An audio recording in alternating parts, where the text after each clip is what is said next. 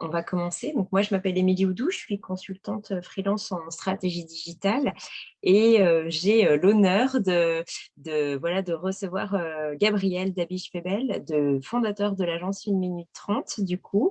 Et on va parler d'une nouvelle méthode pour maximiser et accélérer la performance dans le tunnel de vente. C'est le Q2C Selling.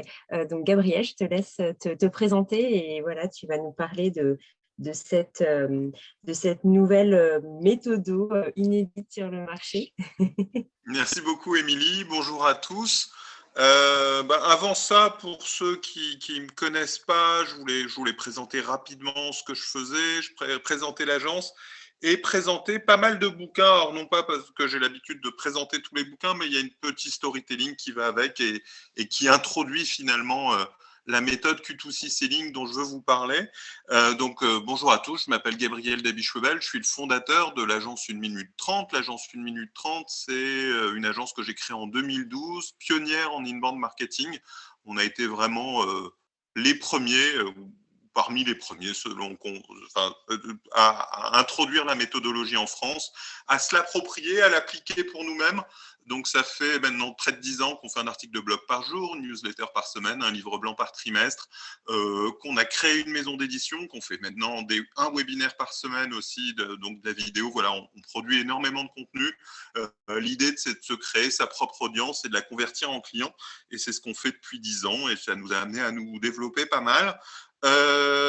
Et parmi toutes ces actions de contenu, on a effectivement monté une maison d'édition. Une maison d'édition, c'est un peu le prolongement de ce qu'on faisait sur le web. On faisait des articles, des livres blancs, des infographies. Maintenant, on fait des vrais livres, des livres pour nous et des livres pour nos clients, parce qu'on considère que le livre est un vrai outil marketing, un outil qui participe à faire progresser le client dans son parcours d'achat, et en particulier au moment du closing et de la vente, parce que suite à un rendez-vous commercial, laisser un livre, c'est beaucoup plus efficace que laisser une plaquette.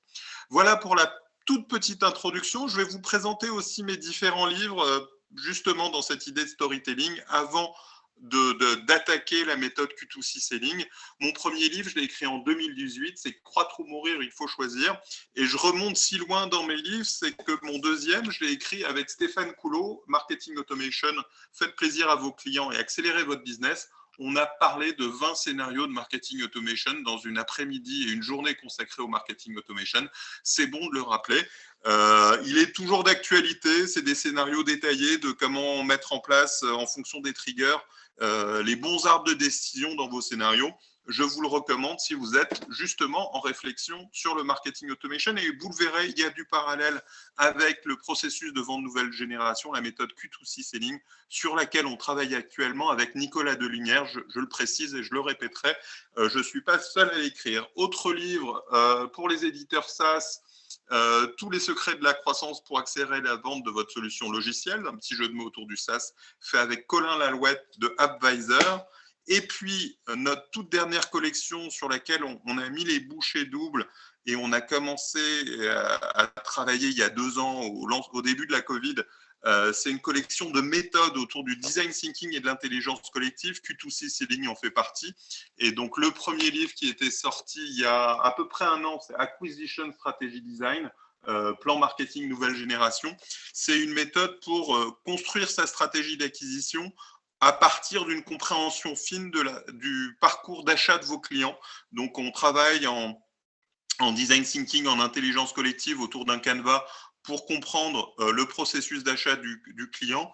On le formalise et à partir de cette formalisation, on a une vraie capacité de construire sa stratégie d'acquisition, d'aller plus loin qu'un plan marketing parce qu'on a vraiment cette vision systémique et transverse du marketing, de la com et de la vente. Autre livre qu'on a sorti cette année, c'est 3 méthodes marketing pour les RH, toujours dans cette approche collective et puis une approche aussi, une conviction que le marketing n'est pas réservé aux marketeurs.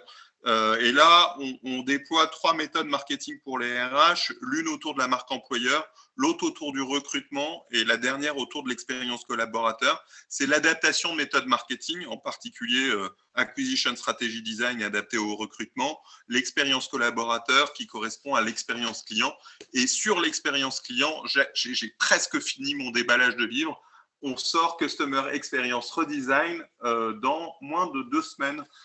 Donc, je crois que c'est le 13 ou le 15 octobre qu'il sort en librairie. C'est le dernier bébé de la collection qui va sortir bientôt, le Q2C Selling étant le suivant. Dans Customer Experience Redesign, on est toujours sur une approche en design thinking, en intelligence collective, avec un canevas aussi, le Customer Focus Canvas, qui permet de bien identifier ses clients et les clients qu'on veut fidéliser, parce que on ne veut pas investir et fidéliser tous les clients. Il y a des clients qui sont plus importants que les autres, donc il s'agit de bien les identifier, modéliser leur parcours client, leur moment de vérité, et à partir de ces moments de vérité, construire un plan d'enchantement de client, un plan d'expérience client qui va réduire les irritants et maximiser l'enchantement. Ce livre a été écrit avec Valérie Vax, je ne l'ai pas dit, pour le livre sur les méthodes marketing pour les RH, c'est Chloé Duval, donc 2 de nos consultantes. Et le dernier livre, et c'est là-dessus qu'on va passer le reste de nos 20 minutes ensemble, Q2C Selling, que j'écris en ce moment avec Nicolas Delinière. Je fais un partage d'écran pour que vous puissiez le voir. C'est un canevas qui est c'est un petit livre blanc qui est disponible sur notre site 1minute30.com. Donc, vous pourrez télécharger ce contenu directement sur notre site. Cette méthode est toujours dans la même approche que les 3 précédentes que je viens de vous présenter, basée sur de l'intelligence collective. C'est le Q2C Selling, le processus de vente nouvelle génération. Q2C qui veut dire Qualification to Closing. La promesse, c'est celle de faire vivre une expérience assez prospect de la qualification au closing en partageant des conversations engageantes, des stories impactantes et des contenus pertinents. Ça permet de préparer vos rendez-vous, de maîtriser votre cycle de vente, de vendre plus et plus vite. Et donc, comme je vous l'ai dit, on l'a écrit avec Nicolas Delinière, que vous connaissez peut-être, qui est le cofondateur de Sales Odyssey. C'est un confrère, c'est une agence de marketing et de vente, et je suis ravi de travailler avec un confrère là-dessus. Il a une vraie expérience forte de la vente, donc là-dessus, et il est un marketeur, il vient de faire un post là-dessus, et donc on est ravi de réfléchir ensemble, de concevoir ça ensemble pour appliquer ces méthodes d'intelligence collective sur un sujet sur lequel il y a très peu de matière et encore moins en intelligence collective et en design thinking, celui des processus de vente. Et ce qui différencie notre méthode, c'est qu'elle va s'intéresser à l'ensemble du process, donc de la qualification au closing, et pas seulement aux premières étapes, comme beaucoup de méthodes qui s'intéressent essentiellement à la qualification. Alors, je vous résume cette méthode. N'hésitez pas non plus en cours de route à poser vos questions. Comme toute bonne méthode, on est sur des méthodologies en 4 étapes, inspirées du double diamant du design thinking, c'est-à-dire le double diamant, c'est quoi? C'est une première étape de divergence, donc c'est le premier triangle qui s'ouvre du losange. C'est une étape où on va se poser des questions, donc sur laquelle on s'appuie sur un canevas. Deuxième étape, une étape de convergence qui permet de modéliser à partir des questions qu'on vient de se poser un premier arbre de décision, en l'occurrence ici. Et puis, troisième étape, de nouveau de divergence où on se repose des questions et de nouveau une convergence qu'on priorise en plan d'action. Donc ça, c'est un principe qui vient du Yucca Design Council. C'est une base du design thinking, à savoir d'abord bien identifier le problème, donc divergence, convergence pour bien identifier le problème. Et une fois qu'on a bien identifié le problème, faire une vraie recherche de solutions et choisir la meilleure solution, d'où la divergence-convergence dont je viens de reparler. Donc, je précise ça ici et on va le voir en détail. La première étape, c'est le Sales Process Canvas, qui consiste à se poser les bonnes questions pour déterminer la structure idéale de votre processus de vente. La deuxième étape, c'est une modélisation de ce qu'on a appelé l'arbre de go-no-go. C'est l'arbre de décision sur le déroulé du process en fonction essentiellement des réponses de votre client. Et puis, dans certains cas, l'idée, moi, qui me tient à cœur, nous, on a énormément de lead inbound, donc on a besoin de faire une qualification de qualité et de disqualifier aussi des leads qui ne sont pas pertinents. Donc, un arbre de go-no-go, un arbre de décision ne sert pas que à faire progresser, il sert aussi à disqualifier rapidement pour ne pas perdre trop de temps dans une vente. Et puis, la troisième étape, c'est l'enrichissement du processus de vente. Et on va en parler tout à l'heure, enrichir le process avec des conversations, des stories, des contenus, des tâches et des modalités. Je vais rentrer dans le détail tout à l'heure et je vois que Nicolas est aussi dans la salle, donc il pourra compléter mes propos s'il le souhaite dans le chat. Et puis derrière, un plan d'action parce qu'il faut finir par là de façon générale. Alors, je vous détaille le Sales Process Canva. C'est une matrice toute simple à 6 cases avec nos 3 grandes phases du processus de vente, la qualification, la proposition de valeur et le closing, et 2 grandes questions appliquées à chaque phase, le quoi et le qui. Donc, dans le quoi, pour la qualification, on a quels sont les bons projets produits pour mon entreprise. On va identifier sur quel projet il faut se mobiliser et on va identifier aussi qui sont les bons clients pour l'entreprise. Ça permet de se rendre compte que typiquement, pour 1 minute 30, les startups, même si c'est des gens que j'apprécie beaucoup, il y a une vraie affinité entrepreneuriale, etc., ne sont pas les meilleurs clients pour une agence comme la nôtre, pour des questions de taille, d'agilité, de capacité financière, etc. Ce n'est pas avec eux qu'on va être dans la meilleure relation commerciale. Nos meilleurs clients aujourd'hui, on a quasiment 10 ans, sont plutôt des ETI ou des grands comptes à qui on apporte de la valeur, à qui on apporte aussi des méthodes d'intelligence collective qui sont très adaptées à la nature de leur organisation. Donc ça, c'est un exemple d'utilisation de ce Canva pour se poser les bonnes questions. On se pose le même type de questions sur la proposition de valeur. Qu'est-ce qui convainc mes prospects? Qui est impliqué dans la proposition de valeur? Et puis sur le closing, qu'est-ce qui peut réduire nos chances d'aboutir à une vente? Ça, c'est très important d'anticiper les obstacles en fin de parcours et qui peut s'opposer à la réussite du processus. Dans le petit leaflet que vous pouvez télécharger sur notre site, vous avez des questions qui viennent préciser ces questions-là.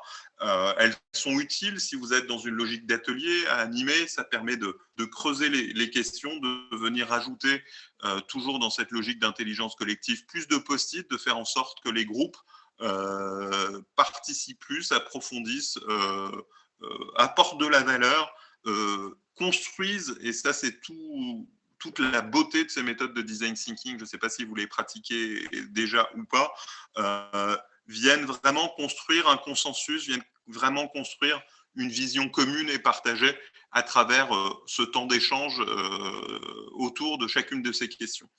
Ce qui permet, à la fin de cette première phase, c'est l'étape la plus longue de la méthodo, cette étape de divergence, d'être en capacité de poser les premières bases d'une convergence, à savoir, est-ce qu'une opportunité est qualifiée?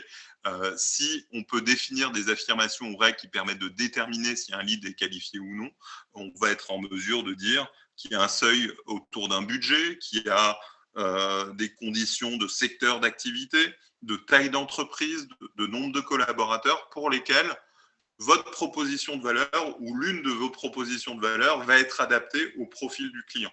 Et si le budget n'est pas suffisant, si la taille d'entreprise n'est pas adaptée, on peut imaginer aussi rapidement disqualifier un client pour ne pas perdre plus de temps et de ne pas passer du temps sur un processus qu'on sait que dans la majorité des cas, il n'ira pas au bout. Et même s'il va au bout, il ne satisfera pas le client ni même l'équipe ou le produit ne sera pas satisfaisant pour l'équipe ou le produit. Après, on peut se poser le même type de questions sur la proposition de valeur. Et pour finir la proposition de valeur, j'ai accompli ma proposition de valeur quand un certain nombre d'étapes ont été franchies. Est-ce que j'ai présenté un cas client ou pas? Est-ce que j'ai fait une démo de mon produit ou pas?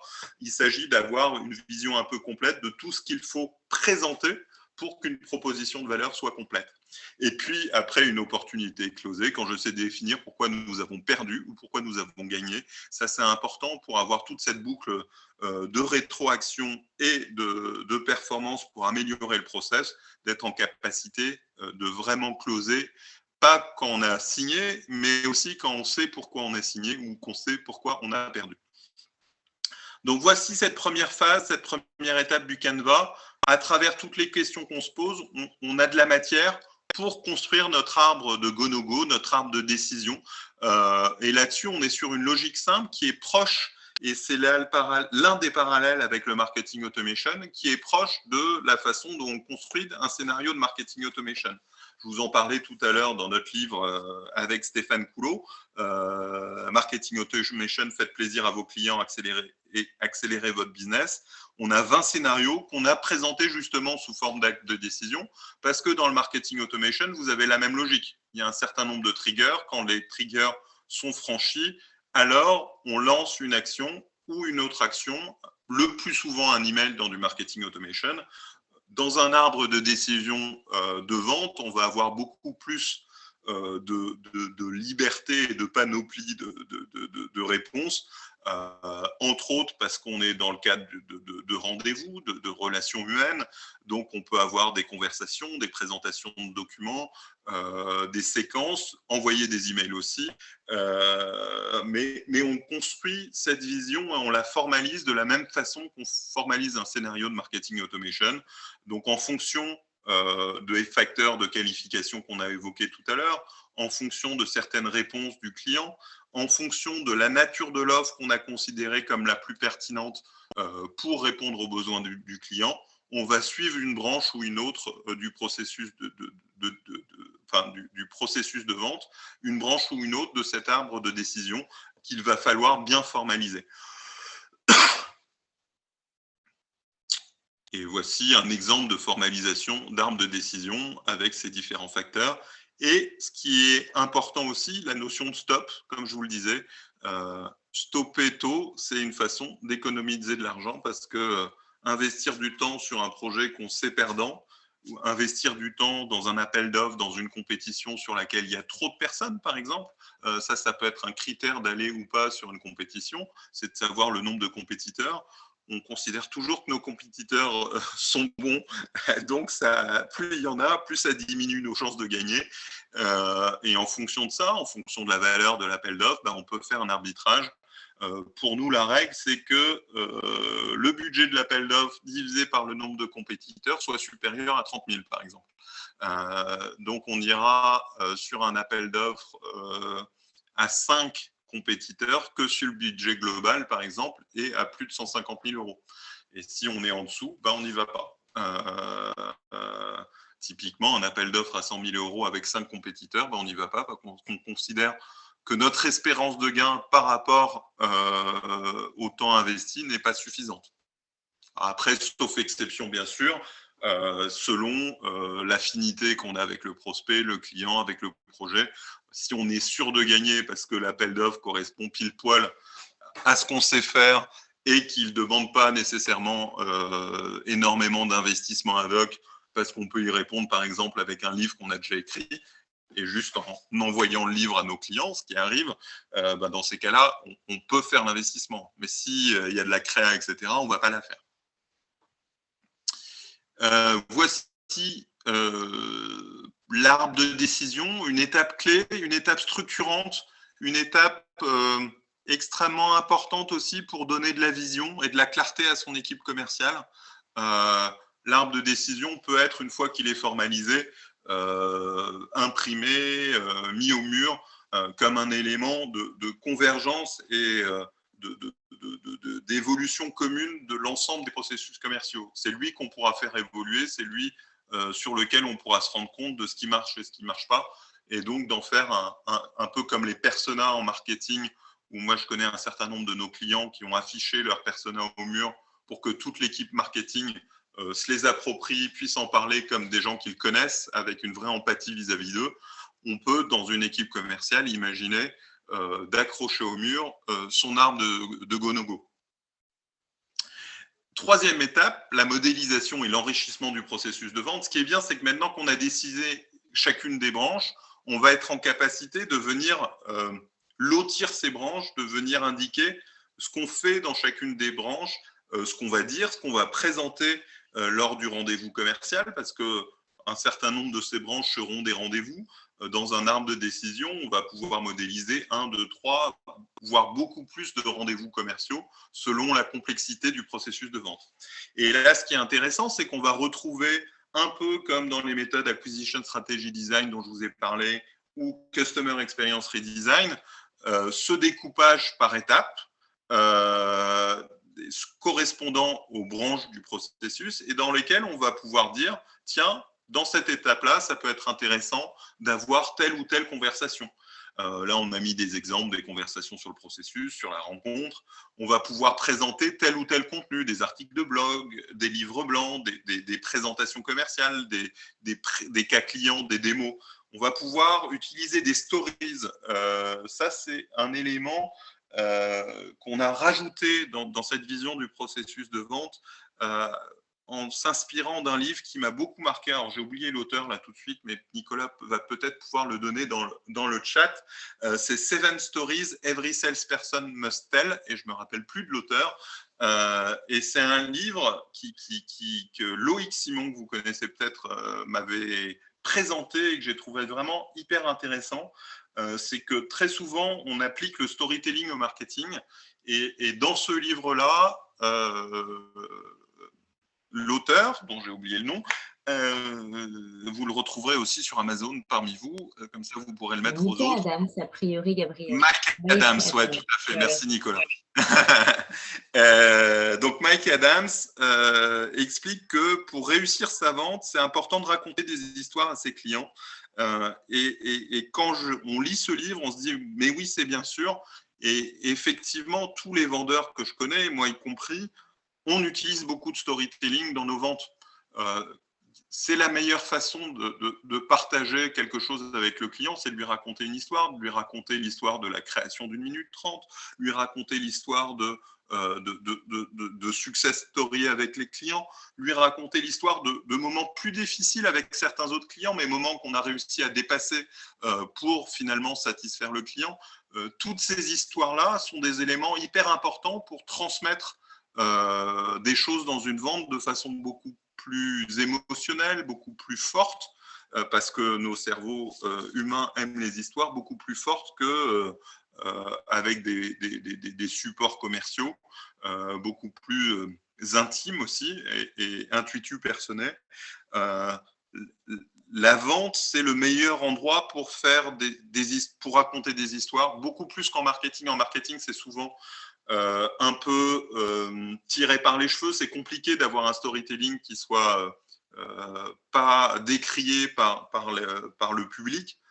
Dans la vente, c'est hyper naturel d'être dans une histoire. Donc vraiment, à utiliser les histoires dans votre processus de vente. Appropriez-vous des histoires.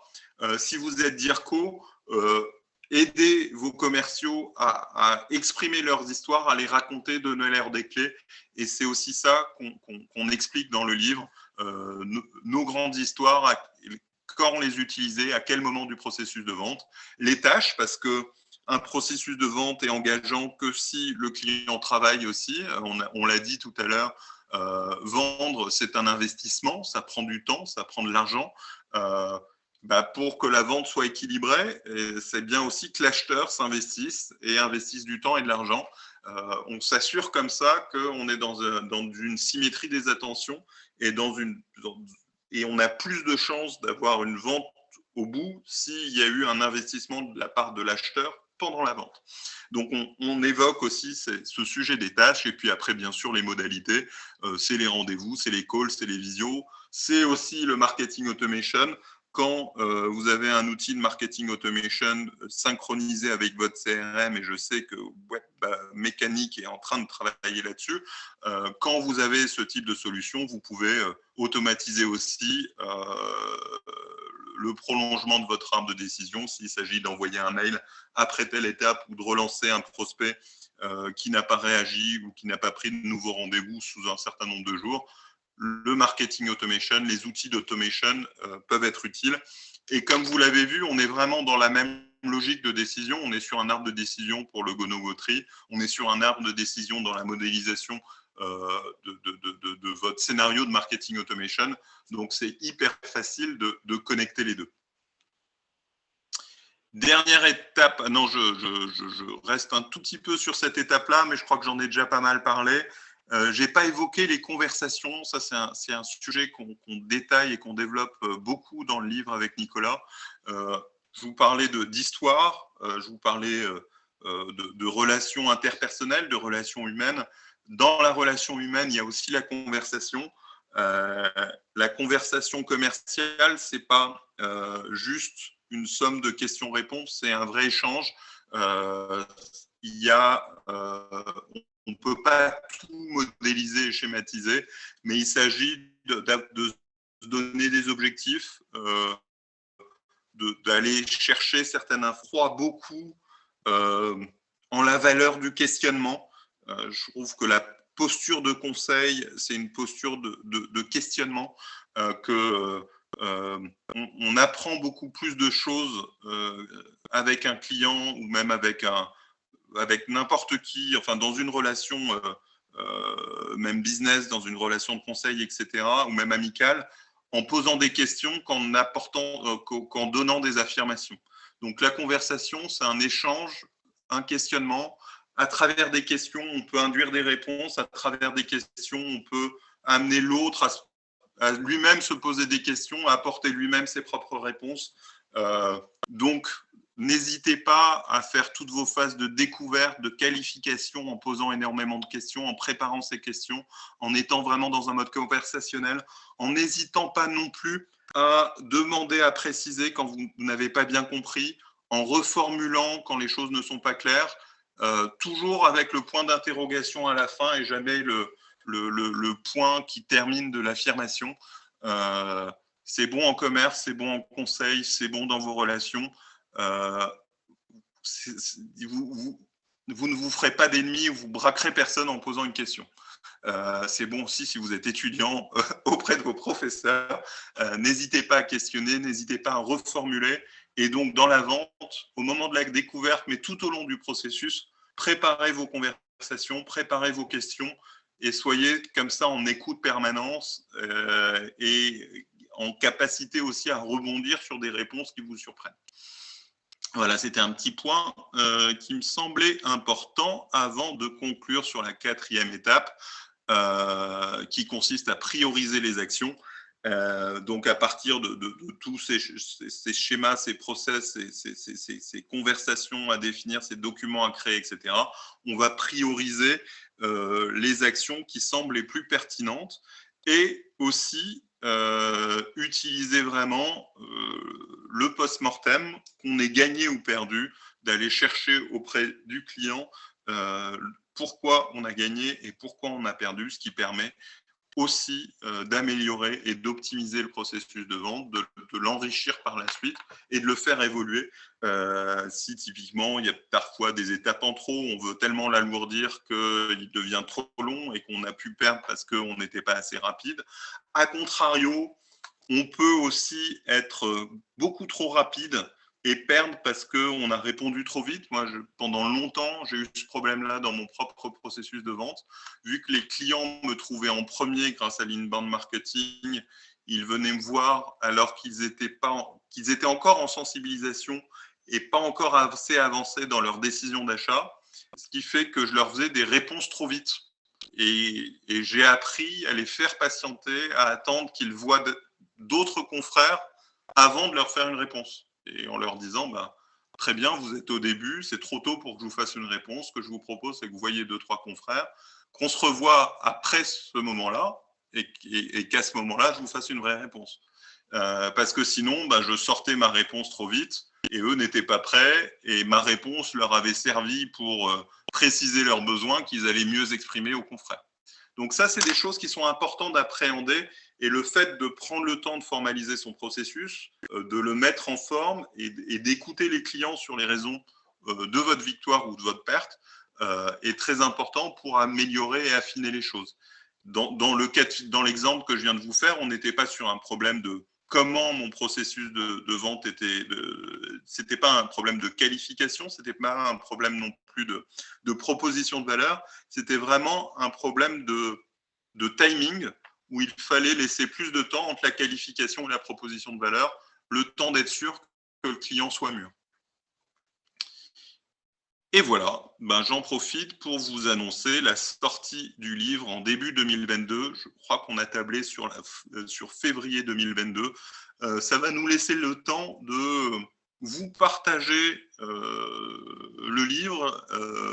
Si parmi vous, il y en a qui sont intéressés pour le relire, le commenter, nous donner leurs avis pour qu'on l'améliore avant qu'on l'imprime, on sera ravis de vous avoir. N'hésitez pas à réagir maintenant dans la salle pour les questions, les réponses, et puis pour nous indiquer si vous souhaitez qu'on vous partage le lien du bouquin. Je pense qu'on sera en capacité de le faire avec Nicolas d'ici moins d'un mois. Voilà, merci à vous d'avoir écouté comme ça, sagement.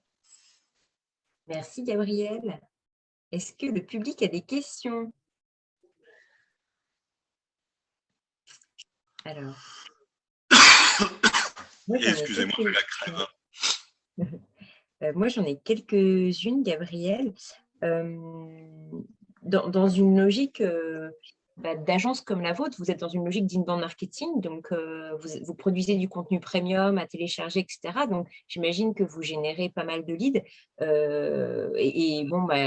Comment en fait vous faites pour votre arbre de décision quant aux leads à traiter, en fait, issus de l'inbound?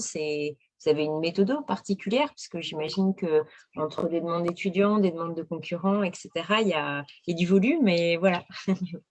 Ouais, effectivement, on a près d'une centaine de leads commerciaux par mois, et puis quasiment 1 millier de téléchargements de nos livres blancs. Et de fait, aujourd'hui, on a fait le choix de faire que du marketing automation et du nurturing sur les téléchargements. Donc, on appelle que très occasionnellement certains profils de leads grands comptes dans nos clients idéaux quand il y a un téléchargement pour faire connaissance. Mais sinon, les autres leads rentrent dans les boucles de marketing automation, boucles qu'on essaye d'améliorer en permanence. Là, on va essayer de les développer plus dans une logique communautaire autour de nos webinaires. Et en revanche, on va traiter tous les leads commerciaux purs, à savoir qui ont rempli un formulaire de contact et un questionnaire de qualification. Donc ceux-là, on va effectivement les appeler. Et là, on a construit notre arbre de décision, notre gonogoterie. On a nos critères de qualification selon la taille de l'entreprise, selon son chiffre d'affaires, selon la personne aussi qui nous contacte. Quand c'est une petite structure et qu'on a le dirigeant, on va passer plus de temps que si c'est une petite structure et qu'on a quelqu'un, un stagiaire ou qui n'est pas décisionnaire. Si c'est une grande structure, on va passer plus de temps, même si la personne n'est pas décisionnaire directement. On va essayer de comprendre le process, on va réutiliser après des méthodes que vous connaissez, comme le BANT, etc., pour définir ou pas si, au-delà de ce premier rendez-vous de qualification, on fait un rendez-vous de value proposition qui va être donc le premier rendez-vous est fait par Bertrand Espitalier, notre ambassadeur qui fait cette qualification-là.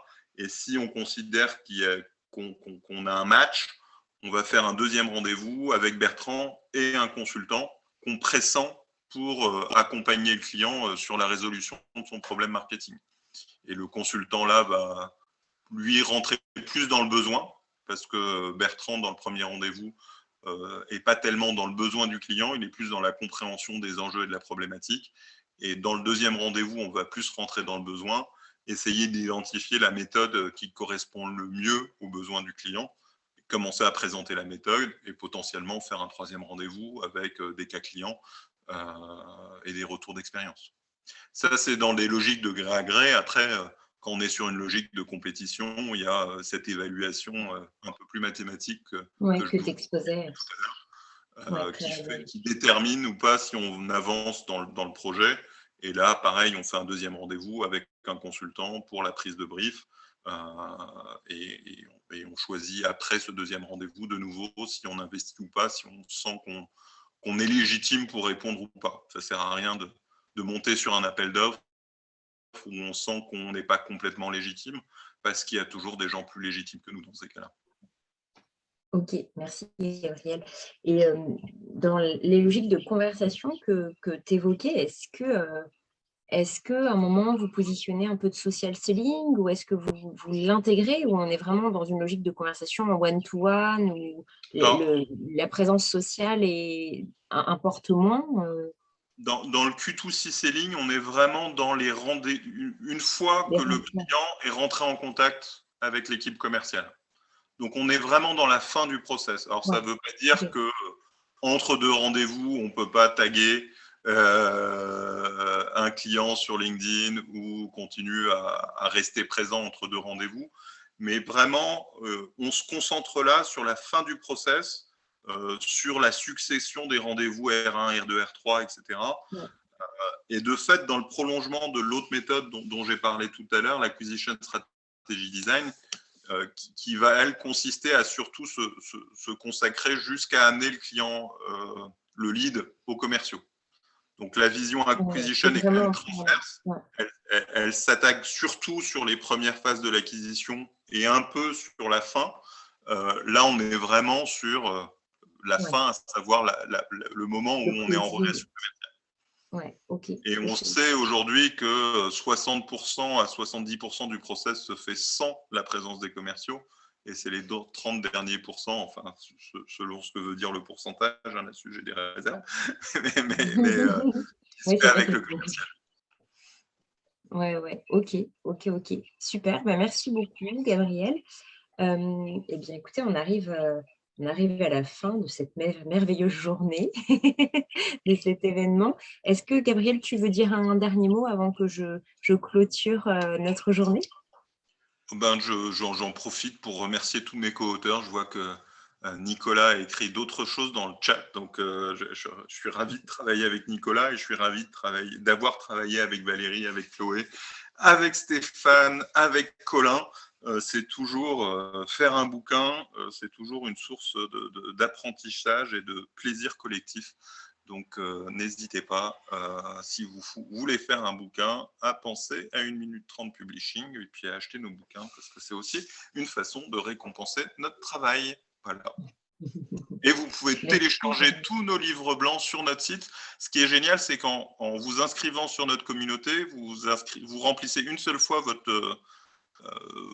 la landing page et votre login, mot de passe, et après vous avez accès aux plus de 60 ou 40, je ne sais plus combien, de livres blancs présents, et y compris tous les résumés des bouquins que je vous ai présentés.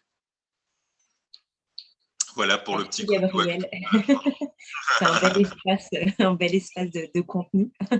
Voilà. Écoutez, merci à tous pour votre présence et merci à tous les speakers ici présents. Nous, on espère vraiment que cette édition 2021 de l'Automation Dev vous a vraiment plu. C'était assez varié. Il y avait pas mal de rooms, pas mal de thématiques et voilà, des experts de belle qualité. Donc, restez connectés sur les réseaux sociaux et également sur la newsletter Automation Day.